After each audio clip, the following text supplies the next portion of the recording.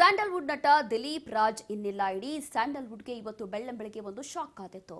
ಅದರಲ್ಲೂ ಕೂಡ ಹಿಟ್ಲರ್ ಕಲ್ಯಾಣ ಈ ಒಂದು ಸೀರಿಯಲ್ನಿಂದ ಸಿಕ್ಕಾಪಟ್ಟೆ ಫೇಮಸ್ ಆಗಿದ್ದಂತಹ ನಟ ಕೇವಲ 47 ವರ್ಷದ ದಿಲೀಪ್ ರಾಜ್ ನಿಧನ ಹೊಂದಿದ್ದಾರೆ.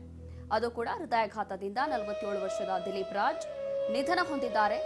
ಕಿರುತೆರೆ ಹಾಗೂ ಹಲವು ಚಿತ್ರಗಳಲ್ಲಿ ಅಭಿನಯಿಸಿದಂತಹ ದಿಲೀಪ್ ಮನೆಯಲ್ಲೇ ಹೃದಯಾಘಾತದಿಂದ ಕುಸಿದು ಬಿದ್ದಿದ್ದಂತಹ ನಟ ದಿಲೀಪ್ ಕೂಡಲೇ ದಿಲೀಪ್ ರಾಜ್ ಅವರನ್ನ ಆಸ್ಪತ್ರೆಗೆ ದಾಖಲಿಸಿದಂತ ಅವರ ಪತ್ನಿ ನಟ ದಿಲೀಪ್ ರಾಜ್ ಮೃತಪಟ್ಟಿರುವುದಾಗಿ ಈಗ ವೈದ್ಯರು ತಿಳಿಸಿದ್ದಾರೆ. ಹೀಗೆ ಹೃದಯಾಘಾತದಿಂದ ದಿಢೀರಾಗಿ ಮೃತಪಟ್ಟಿದ್ರು. ಹಲವು ಸಿನಿಮಾ ಸೀರಿಯಲ್ಗಳಲ್ಲಿ ನಟಿಸಿದ್ರು.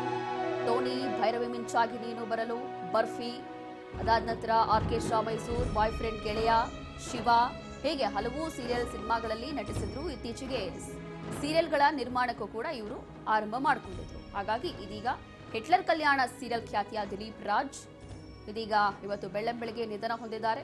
47 ವರ್ಷ, ದಿಢೀರಾಗಿ ಅವರಿಗೆ ಹೃದಯಾಘಾತ ಆಗಿದೆ ಅನ್ನುವಂಥದ್ದು ಬೇಸರದ ಸಂಗತಿ. ಮಿಲನ ಇರ್ಬೋದು, ಯೂಟರ್ನ್, ಅಂಬಿ ನೀಂಗ್ ವಯಸ್ಸಾಯ್ತು, ಲವ್ ಗುರು, ಕ್ಷಣ ಕ್ಷಣ, ನಿಮ್ಮ ವಸ್ತುಗಳಿಗೆ ನೀವೇ ಜವಾಬ್ದಾರರು, ಟೋನಿ, ಹೀಗೆ ಹಲವು ಸಿನಿಮಾಗಳಲ್ಲಿ ಹಲವು ಸೀರಿಯಲ್ಗಳಲ್ಲೂ ಕೂಡ ನಟಿಸಿದ್ರು. ವಿಶೇಷವಾಗಿ ಖಳನಾಯಕನಾಗಿ ಅತಿ ಹೆಚ್ಚಾಗಿ ಜನರಿಗೆ ಇಷ್ಟ ಆಗಿದ್ರು ದಿಲೀಪ್ ರಾಜ್. ಅದರಲ್ಲೂ ಕೂಡ ಹಿಟ್ಲರ್ ಕಲ್ಯಾಣ ಸೀರಿಯಲ್ನಿಂದ ಸಿಕ್ಕಾಪಟ್ಟೆ ಫೇಮಸ್ ಆಗಿದ್ರು. ಹಿಟ್ಲರ್ ಕಲ್ಯಾಣ ಸೀರಿಯಲ್ನಲ್ಲಿ ವಿಲನ್ ಆಗಿ ಕಾಣಿಸ್ಕೊಂಡಿದ್ರು.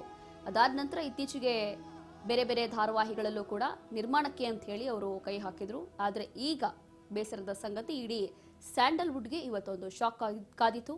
ದಿಢೀರಾಗಿ ಈ ಹಿಂದೆ ಯಾವುದೇ ಆರೋಗ್ಯ ಸಮಸ್ಯೆ ಇರಲಿಲ್ಲ, ಯಾವುದೇ ಆರೋಗ್ಯದಲ್ಲಿ ಏರುಪೇರಿರಲಿಲ್ಲ, ಎಲ್ಲವೂ ಕೂಡ ಚೆನ್ನಾಗಿತ್ತು. ಬಟ್ ಅವರಿಗೆ ಹೃದಯಾಘಾತ ಆಗಿದೆ. ಅದಾದ ನಂತರ ಅವರಿಗೆ ಆಸ್ಪತ್ರೆಗೆ ದಾಖಲಿಸಲಾಯಿತು. ಚಿಕಿತ್ಸೆ ಫಲಕಾರಿಯಾಗದೆ ಇದೀಗ ಸಾವನ್ನಪ್ಪಿದ್ದಾರೆ ಅನ್ನುವಂಥದ್ದು ಕೂಡ ಗೊತ್ತಾಗ್ತಾ ಇದೆ. ಹಾಗಾಗಿ ಒಂದು ರೀತಿಯಾಗಿ ಇಡೀ ಸ್ಯಾಂಡಲ್ವುಡ್ ಮೇಲೆ ಇವತ್ತು ಕರಿಛಾಯೆ ಮೂಡಿರುವಂಥದ್ದು. ಬಹಳಷ್ಟು ಸಿನಿಮಾಗಳಲ್ಲಿ, ಆರ್ಕೆಸ್ಟ್ರಾಗಳಲ್ಲಿ, ಅದರಲ್ಲೂ ಕೂಡ ರಂಗ ಕಲಾವಿದರು ಕೂಡ ಹೌದು, ಕೇವಲ ಸೀರಿಯಲ್ಲು ಅಥವಾ ಸಿನಿಮಾ ಅಲ್ಲ, ಮೊದಲನೇದಾಗಿ ಒಬ್ಬ ರಂಗ ಕಲಾವಿದರು ಕೂಡ ಆಗಿರ್ತಾರೆ ದಿಲೀಪ್ ರಾಜ್.